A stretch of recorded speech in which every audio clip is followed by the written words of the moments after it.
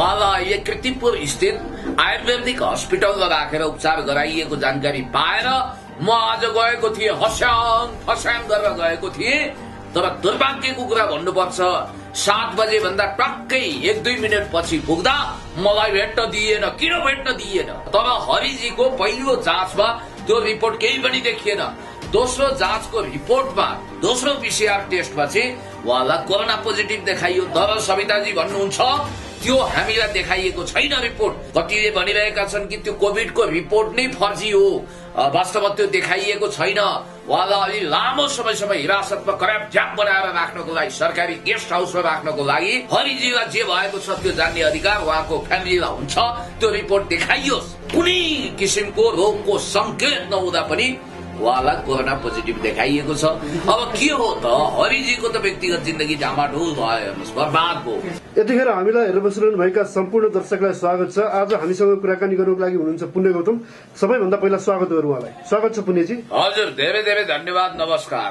जुन यो हरि उदासी अहिले प्रहरी हिरासतमा हुनुहुन्छ, कोरोना लागेको खबर पनि आएको छ, तपाईँ भेट्नुभयो, जानुभयो क्यारे? के छ अपडेट? होइन, अब हिरासत त हिरासत, त्यसलाई टेक्निकली हिरासत भनिन्छ। तर उहाँलाई कोरोना लागेको रिपोर्ट आइसकेपछि, खास गरी कोभिड-19 डिक्लियर भइसकेपछि, कोरोना पोजिटिभ देखाइसकेपछि उहाँलाई अहिले कृतिपुर स्थित आयुर्वेदिक हस्पिटलमा राखेर उपचार गराइएको जानकारी पाएर म आज गएको थिएँ, हस्याङ फस्याङ गरेर गएको थिएँ। तर दुर्भाग्यको कुरा भन्नुपर्छ, 7 बजे भन्दा टक्कै 1-2 मिनट पछि पुग्दा मलाई भेट्न दिएन। किन भेट्न दिएन? वास्तवमा हरिजीको परिवारले पनि भेट्नु भनेर भनिरहनु भएको थियो। एउटा मानवीय संवेदनाको हिसाबले म गएको थिएँ। हरिजीसँग मेरो कुनै शत्रुता मित्रता छैन। यद्यपि म तपाईलाई के भन्न चाहन्छु भने, मानवीय हिसाबले पुण्य गौतम भेट्न गएको थियो। के कस्तो अवस्था छ? कोभिडको कुरा छ। कतिले भनिरहेका छन् कि त्यो कोभिडको रिपोर्ट नै फर्जी हो। वास्तवमा त्यो देखाइएको छैन।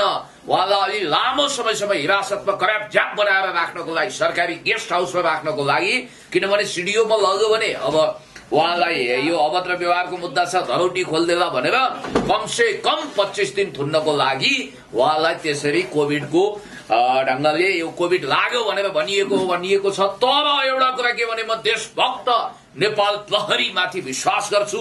म आफै पनि एउटा उदाहरण हुँ। मलाई मनोज मुकुन्द नरवाणे जस्तो कुख्यात भारतीय सेनापति नेपाल आउँदाखेरि कालापानी इम्पियादुरा भारतले कब्जा गर्नुपर्छ भन्ने मनोज मुकुन्द नरवाणे जो आउँदा मैले जुत्ताको मालाले त्यतिखेर स्वागत गरेको थिएँ। त्यस बापत मलाई लगेर कराप झ्याप बनाएर थुनिएको थियो। मलाई पनि तपाईलाई भनिदिइहालौं, अब प्रहरी हस्पिटलमा लगेर चेकअप गरिएको थियो। पीसीआर टेस्ट गर्दाखेरि, स्वाबहरू टेस्ट गर्दा मेरो कोरोना नेगेटिभ आएको थियो र मैले बुझेसम्म त्यो रिपोर्ट चाहिँ छिटोभन्दा छिटो आउँछ। तर हरिजीको पहिलो जाँचमा त्यो रिपोर्ट केही पनि देखिएन। दोस्रो जाँचको रिपोर्टमा, दोस्रो पीसीआर टेस्टमा चाहिँ उहाँलाई कोरोना पोजिटिभ देखाइयो। तर सविताजी भन्नुहुन्छ त्यो हामीलाई देखाइएको छैन रिपोर्ट। म भन्न चाहन्छु, राइट टु इन्फर्मेसनको पनि कुरा हुन्छ, सूचनाको हकको कुरा हुन्छ। हरिजीलाई जे भएको छ त्यो जान्ने अधिकार उहाँको फ्यामिलीलाई हुन्छ। त्यो रिपोर्ट देखाइयोस्। हुनसक्छ तपाईहरुलाई हरिजी मन पर्न सक्छ अथवा मन नपर्न सक्छ, तर यथार्थमा जानुपर्छ। र म पुण्य गौतमले पनि कोरोना रिपोर्ट हेर्न खोजे, तर मलाई पनि देखाइएन। किन हो कुन्नी? अब हुन त डाक्टरले कहिल्यै फर्जी रिपोर्ट देखाउँदैन। त्यहाँबाट आएको रिपोर्टलाई नै फर्जी पो बनाइयो कि पछि फोटोकपी गरेर भन्ने शंका पनि छ। यद्यपि म नेपाल प्रहरीको निष्ठामाथि शंका गर्दिन। मैले यो सोच्छु कि वास्तवमा उहाँलाई कोरोना पोजिटिभ भयो र उहाँको उपचार चलिरहेको छ, यो मेरो विश्वास हो। जस्तै अब उहाँलाई त्यो चेक गर्नुभन्दा एक दिन अगाडि हामीले भेट्न गएको थियौं। भेट्दाखेरि कुनै त्यस्तो सिम्टम्स उहाँमा देखिया थिएन। अचानक यसरी कोरोना देखियो भन्दाखेरि यो वास्तविक आन्तरिक रहस्य कारण चाहिँ के हुन सक्छ? त्यही त ताजुब लाग्छ, अचम्म लाग्छ। उहाँलाई हामी भेट्न गएकै थियौं। ठिक हुनुहुन्थ्यो, दबङ हुनुहुन्थ्यो, दरो खरानी हुनुहुन्थ्यो, हसमुख हुनुहुन्थ्यो, कुनै लक्षण देखिएको थिएन, सागसुग पनि थिएन, ज्वरो पनि आएको थिएन। तर हुन त सिम्टमै नदेखाइ पनि कोरोना देखाउँछ भन्ने कुरो पनि छ। कुनै किसिमको रोगको संकेत नहुँदा पनि उहाँलाई कोरोना पोजिटिभ देखाइएको छ। अब के हो त? हरिजीको त व्यक्तिगत जिन्दगी डामाडोल भयो, हेर्नुहोस्, बर्बाद भयो। उहाँले यो अवधिमा बाहिर बसेर आफ्ना केटाकेटीहरूको कागज बनाउनु पर्थ्यो, उहाँले जन्मदर्ता प्रमाणपत्र बनाइदिनु पर्थ्यो, उहाँले अन्य आवश्यक कागजातहरू पनि बनाइदिनु पर्थ्यो। तर उहाँ अहिले लकअपमा हुनुहुन्छ, हिरासतमा हुनुहुन्छ, उहाँको आर्थिक जीवन पनि तहस नहस छ। सविताजी जो उहाँसँग रहनुहुन्छ, उहाँले बताएसम्म अब उहाँ प्रतिभाजीको कागज बनाउनुको लागि तयार हुनुहुन्थ्यो, तर त्यसमा कानूनी अडचन छ नि त।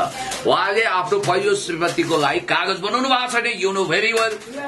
सरी, उहाँको पहिलो श्रीमतीसँग डिभोर्स नभएको हुनाले अब कानूनी अडचन पनि छ, त्यो गाँठो पनि फुक्नु पर्ने आवश्यकता होला। त्यस कारणले गर्दाखेरि म भन्न चाहन्छु हरिजीको अनगिन्ती समस्याहरू छ। फेरि अहिले ठ्याक्कै हरिजी कहाँ हुनुहुन्छ, प्रहरी कहाँ हुनुहुन्छ।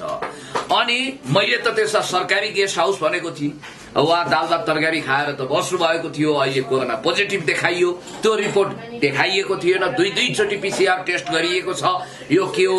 फेरि अहिले हरि तालिका तीज छ, तीजको लहर आयो बरिलाई, तीजको लहर आयो बरिलाई भन्दै झम्के बुलाकी लगाएर छड्के तिलरी लगाएर छम छम नाच्ने बेला हो। अब हाम्रो हिन्दू वैदिक सनातनी नारीहरू पतिको गोडाको पानी खान्छन्, के गर्छन्। यस्तो बेला सविताजीलाई के गुज्रिरहेको होला? हिजो हामीले टेलिफोन संवाद पनि गरेका थियौं। आज शून्य उदास छ हरिजीको घर, र न प्रतिभाजीले आफ्नो पतिको सेवा गर्न पाउनुभयो, न सविताजीले। यो के भयो प्रतिभाजी? तपाईले यो तीजको बेलामा तपाईको पतिलाई थुनाउनु भयो, के होला त? अब सविताजी त रोइरहनु भएको छ। हामीले भन्यौं फेरि तपाईँ बोल्नुहुन्छ। अघि हामीले कन्ट्याक्ट गरेका थियौं, हिजो त खबर नेपाल टेलिभिजनमा यो भिडियो आइसकेको छ, तर उहाँले भन्नुभयो मेरो पुरै मुड अफ छ, म केही गर्न सक्दिनँ, म त के हो अर्धबेहोस जस्तो भएको छु। यस्तो तीजको बेलामा पनि मैले मेरो स्वामीज्यूको छेउ पर्न सकिनँ भन्नुभएको छ। र म पुण्य गौतम 7 बजे भन्दा अलिकति ढिलो भयो भनेर मलाई किन छिर्न दिएन? त्यहाँ हिरासतको टाइम हुन्छ रे, म त्यहाँ छिर्न पाइन आयुर्वेदिक हस्पिटलमा। र यही कुरो म तपाईलाई भन्न चाहन्छु कि हरिजीको छिटोभन्दा छिटो स्वास्थ्य लाभ होस्, उहाँलाई छिटोभन्दा छिटो सन्चो होस्। तर एउटा कुरो कन्स्पिरेसी थ्योरी अन्तर्गत उहाँलाई लामो समयसम्म हिरासतमा राख्नको निम्ति, किनभने उहाँलाई सिडिओ कार्यालयमा पेश गर्यो भने अभद्र मुद्दाको धरौटी खोल्देला। त्यस कारणले गर्दाखेरि यो कतै एउटा डिजाइन त होइन, सेटिङ त होइन भनेर कतिपयले बेनिफिट अफ डाउट पनि। तपाईले जसरी अब शंका गर्नुभयो, लामो समय हिरासतमा राख्नको लागि यत्रो नाटक भयो भनेर शंका व्यक्त गर्नुभयो होइन, अब तपाईले शंका गर्नुभयो होइन, लामो समयसम्म हरिलाई चाहिँ नि हिरासतमा राख्नुको विभिन्न कारण होला भन्नुभयो होइन। यो हरिजीलाई लामो समय 25 दिनसम्म राख्नुको लागि यो नाटक गर्नु के जरुरी छ? कसलाई फाइदा हुन्छ यसरी? होइन, यसमा यस्तो छ, तपाईलाई भनिदिइहालौँ, प्रहरीले सिडिओका एउटा नियम के हुन्छ भने कहिलेकाहीँ एकदम टाइट सिडिओ पर्यो भने तपाईको कार्यकुशलतामाथि शंका हुन्छ। एउटा केसमा तपाईले छिटोभन्दा छिटो अनुसन्धान टुङ्ग्याएर फाइल पेश गर्नु भने हुन्छ सिडिओले। सिडिओ त यसमा खुसी हुन्छन् कि तपाईले जति छिटो अनुसन्धान टुङ्ग्याउनुहुन्छ त्यति छिटो धरौटी खोलिदिन्छन् उनले, किनभने त्यो नहुँदाखेरि सिडिओ रिसाउन सक्छन्। अब यहाँ त के हुन्छ तपाईलाई म भनिदिइहालौँ, कोरोना भयो भनेर उहाँ निको नभइन्छ, निको भएको सर्टिफिकेट आउनु पर्यो उहाँको। अब कोरोना पोजिटिभ देखिएपछि मात्रै उहाँलाई फेरि हिरासतको प्रक्रिया सुरु हुन्छ। भनाइको मतलब के भने भोलि कोरोना पोजिटिभ देखियो, भोलिदेखि नै सुरु हुन्छ, 10 दिनपछि देखियो त्यो नै सुरु हुन्छ, नभए 20 दिनसम्म हस्पिटलमा राख्ने हो के ठेगान। त्यस कारणले गर्दाखेरि उहाँ कोभिड-19 मुक्त भएको, कोरोना पोजिटिभ मुक्त भएको रिपोर्ट नआइकन उहाँलाई फेरि यो तपाईको उहाँको मुद्दा मामिलाको प्रक्रियामा राज्य पुलिस प्रशासन प्रवेश गर्दैन। मैले भनेको मतलब के हो भने, मेरो भनाइको आशय मान्नुस्, यदि हरि उदासीलाई 3 दिनपछि कोरोना पोजिटिभ छैन, अब उहाँ मुक्त हुनुभयो भन्ने रिपोर्ट आयो भने तुरन्त हिरासतमा राख्छ र तुरन्त सिडिओका पेश गर्छ, किनभने अनुसन्धान त टुङ्गिसकेको भन्ने मैले बुझेको छु। सिडिओ पनि छिटोभन्दा छिटो अनुसन्धान टुङ्गियोस् भन्ने चाहनामा हुनुहुन्छ। अहिले सिडिओ साहब पनि फेरि नै भएको छ। फेरि कस्तो स्थिति छ अहिले हेर्नुहोस्, अस्ति जो सिडिओ साहब हुनुहुन्थ्यो उहाँले केस बुझ्नु भएको थियो, अबको सिडिओले केस बुझ्नै टाइम लाग्छ यो विषयमा। हुन त त्यो केसको प्रकृति कानूनी सल्लाहकारले छिटोभन्दा छिटो बुझाइदिएको हुन्छ र उनीहरूले अभद्र व्यवहार भन्ने केसलाई चाहिँ अत्यन्तै नगन्य झिनो रूपमा लिएका हुन्छन् र त्यसमा धरौटी खोलाइदिन्छन्। सामान्यतया पुलिसका अहिले यो कोभिड-19 को बेला 3rd भेरिएन्ट सुरु होला भन्ने त्रास छ, त्यसकारण छिटोभन्दा छिटो त्यसरी धरौटी खुवाउँछन् र कुनै कुनै कन्डिसनमा चाहिँ मुद्दै नचल्ने भनेर पनि बिना शर्त पनि रिहा गरिदिन्छन्। त्यसको उदाहरण हो मलाई अभद्र व्यवहारको मुद्दा चलाइएको थियो तर त्यो मुद्दा नै नलाग्ने भनेर सिडिओ सरकारी वकिलको कार्यालयबाट मलाई सफाई दिइयो। त्यस्तो पनि हुन सक्छ, इट मे पोसिबल। जहाँसम्म मलाई लाग्छ हरिजीलाई अब कति दिन चाहिँ कोरोना मुक्त नभएको अवस्था पुर्याउने अथवा के गर्ने भन्ने त्यहाँ एउटा खालको रिपोर्टको कुरा हुन्छ। उहाँलाई कोरोना नेगेटिभ देखियो भने तुरुन्तै लगेर यो प्रक्रियामा लान्छ र उहाँलाई धरौटीको प्रक्रिया सुरु हुन्छ।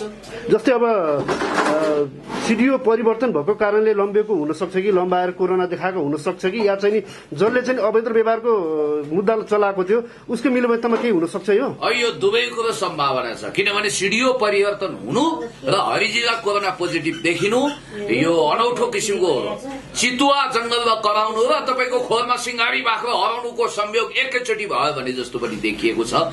त्यसकारण खैर म तपाईलाई के भन्न चाहन्छु भने यो केसलाई छिटोभन्दा छिटो अनुसन्धान ढुङ्ग्याएर अब यसलाई एउटा सफाया दिनुपर्छ भन्ने पक्षमा राज्य प्रशासन पुग्न सक्छ। अथवा यसो पनि हुन सक्छ कि कहीँबाट प्रभाव दबाव छ भने अथवा हरिजीको बारेमा अरू धेरै अनुसन्धान गर्न आवश्यक ठानियो, अरू खातमाथि खात मुद्दा जो पेन्डिङमा छ त्यसलाई सक्रिय गराइयो भने त बेग्लै कुरा हो। नत्र भने यो अभद्र व्यवहार बाहेक उहाँलाई अरू मुद्दा चलेको मलाई थाहा छैन। अब जहाँसम्म बहुविवाहको कुरो हो, उहाँको पहिलो श्रीमतीले नै शान्ति देवीले नै उजुरी नगरेको हुनाले त्यो विषय नै आएन। अब अन्य कुराहरू पेन्डिङमा छन् कि अथवा क्रियाशील छन् यो बुझ्नुपर्छ। मलाई जहाँसम्म लाग्छ उहाँलाई अभद्र व्यवहारको केस छ, त्यो अभद्र व्यवहार भनेको सिडिओको इजलासबाट फैसला हुन्छ। मिनिमम 500 म्याक्सिमम 45,000 सम्मको धरौटी हुन्छ र यो चाहिँ के हुन्छ भने कहिले काहीँ सिडिओले म्याक्सिमम धरौटी लिने गर्छ तर प्राय जसो अत्यन्तै मिनिमम धरौटीमा कैदीबन्दी अथवा त्यहाँ थुनुवाला छोड्ने गर्छ। हस् मुनिजी, यति विचार अनि समयको लागि धन्यवाद। धेरै धेरै धन्यवाद। र पुण्य गौतम फेरि पनि भोलि हरि उदासीजीलाई भेट्न जाँदैछ। भोलि त म भेटेरै फर्कने छु। अब जान्छु तर जान्छु मात्रै होइन, हरिजीलाई भेटेर के हो सत्य तथ्य यथार्थ म बुझेर आउँछु। मलाई आजसम्म पीसीआर रिपोर्ट हेर्न दिएको छैन, किन दिएन म त्यो पनि बुझेर त्यो हेरेर राइट टु इन्फर्मेसन प्रयोग गरेर सूचनाको हक प्रयोग गरेर म आउनेछु। तपाईँलाई धेरै धेरै धन्यवाद।